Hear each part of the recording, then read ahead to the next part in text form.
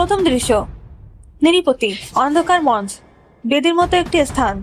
কেউ একজন গর্বিত ভঙ্গিতে বসে আছে সেখানে। মঞ্চ ক্রমে ক্রমে আলোকিত হচ্ছে। ভারী ও গম্ভীর গলায় নেপথ্য থেকে কেউ একজন কথা বলবে। নেপথ্য কণ্ঠ। মহিমগড়ের মহামান্য রাজা প্রজাদের অবস্থা স্বচক্ষে দেখবার জন্য পথে নেমেছিলেন। সন্ধ্যার আগেই তার রাজপ্রাসাদে ফেরার কথা, তিনি ফিরলেন না। পথ হারিয়ে ভূষণ্ডী মাঠে বসে রইলেন। রাত বাড়তে লাগলো। আমাদের আজকের গল্প মহিমগড়ের নিরিপতির গল্প। গল্প শুরু করছি এইভাবে।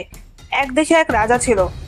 কয়েকজন ছেলে ও দুটি মেয়ে সমবেত কণ্ঠে গাইতে থাকবে। সম্মিলিত কণ্ঠের বিলম্বিত সুরের গান ক্রমে উচ্চ গ্রামে উঠবে। দেখা যাবে মঞ্চ আলোকিত হচ্ছে। এক দেশে এক রাজা ছিল, হাতি সালে হাতি ছিল, ঘোড়া সালে ঘোড়া ছিল, টাকশালেতে টাকা ছিল। এক দেশে এক রাজা ছিল, এক দেশে এক রাজা ছিল। মঞ্চ আলোকিত। উপবিষ্ট রাজাকে দেখা যাচ্ছে বিমর্ষ ভঙ্গিতে বসে আছেন। মঞ্চের অন্য প্রান্ত থেকে একজন বেরিয়ে এসে বেরিতে উপবিষ্ট রাজাকে অবাক হয়ে দেখবে। প্রায় অন্ধকার মঞ্চে প্রবেশ করছে চোর। তার গায়ে কাঁথা, এক হাতে একটি পুটলি, অন্য হাতে বিড়ি। হাতে কিছু থাকবে না, কিন্তু বিড়ি টেনে টেনে আসছে এমন একটি ভঙ্গি করবে। হঠাৎ সে রাজাকে দেখে থমকে দাঁড়াবে, দু পা পিছিয়ে আসবে। রাজা: তোমার নাম, তোমার পরিচয়? প্রজা: হুজুর, আমারে জিগাইতেছেন? আমার নাম হইল গিয়া। রাজা: তুমি কি আমাকে চিনতে পারছো? প্রজা: আপনারে চিনুম না, কন কি আপনি? হে হে হে হে।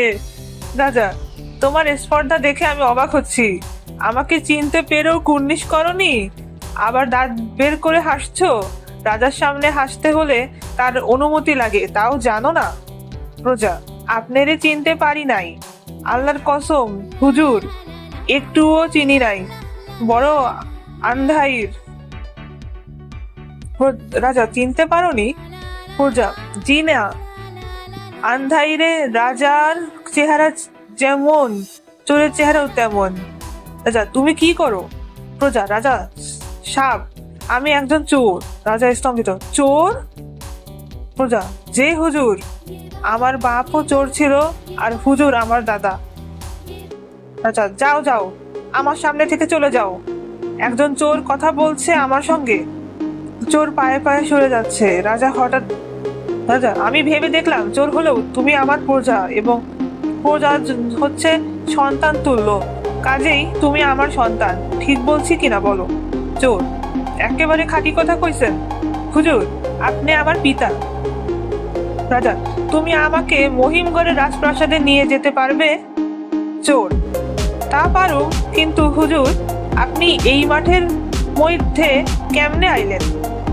আপনার সৈন্য সামন্ত কই? মুকুট কই? হাতি ঘোড়া কই? মন্ত্রী সাবরা কই?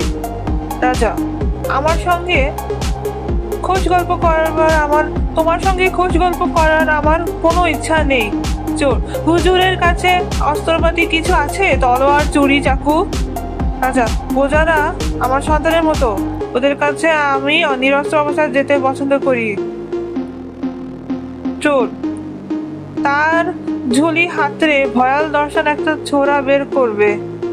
আমাকে ঠিক মতো রাজপ্রাসাদে পৌঁছে দিলে প্রচুর ইনাম পাবে।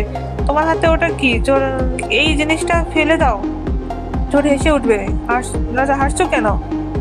চোর: জিনিসটার মধ্যে জবরধার, আর এইটা বার করছি হুজুর আপনার জন্যে, সেরেব আপনার জন্যে। রাজা স্তম্ভিত ও ভীত: আমার জন্যে? চোর: জি হুজুর, যদি কেউ আপনারে আক্রমণ করে, দুষ্ট লোকের তো হুজুর দেশে অভাব নাই। দুষ্ট লোকের তো হুজুর দেশে অভাব নেই, দেশ ভর্তি দুষ্ট লোক, এই জন্যেই এই জিনিস। রাজা: ও তাই বলো, এটা তাহলে সঙ্গেই রাখো, ফেলার প্রয়োজন নাই। তোমার নাম কি যেন বলছিলে? চোর: মজনু, মানুষে ডাকে মজনু চোরা। রাজা: তোমাকে কিন্তু ভদ্রলোকের মতোই দেখাচ্ছে, চোর বলে মনে হচ্ছে না। চোর হেসে উঠবে। রাজা: হাসছো কেন? চোর: বেয়াদবি মাফ করেন হুজুর, এই কান ধোলাম আর যদি হাসি। রাজা: না না না, না না, ঠিক আছে, হাসতে ইচ্ছে হলে হাসবে, আমার অনুমতি লাগবে না, আমার অনুমতি লাগবে না। চোর, হুজুরের দয়ার শরীর, হুজুরের দয়ার শরীর। রাজা, রাজপ্রাসাদে পৌঁছেই তোমার জন্য জায়গিরের ব্যবস্থা করব। 50 একর লাখে রাজা জমি, এতে চলবে? হুজুর, হুজুরের অসীম দয়া।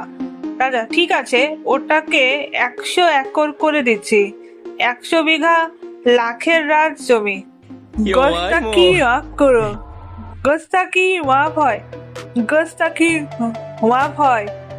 হুজুর কিন্তু বিঘার কথা বলেন নাই, হুজুর বলেছিলেন 100 একর। রাজা, ও আচ্ছা, আমার কাছে বিঘা বিঘাও যা, একরও তা, তোমার যা পছন্দ তাই হবে। 100 একর। চোর, হুজুর তাহলে চলেন, রওনা দেই, মেলা দূরের পথ। রাজা, আমার পক্ষে হেঁটে যাওয়া সম্ভব নয়, জুতো হারিয়ে গেছে, তাই কি করা যায় বলো তো? এ তো একটা সমস্যা হয়ে দাঁড়ালো।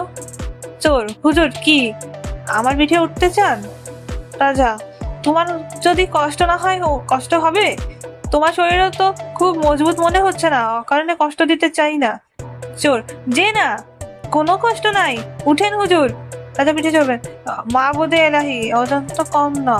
রাজা, কষ্ট হচ্ছে? না হুজুর, আরাম লাগতেছে, হুজুরের শরীরটা মাখনের মতো নরম, বড় আরাম হুজুর।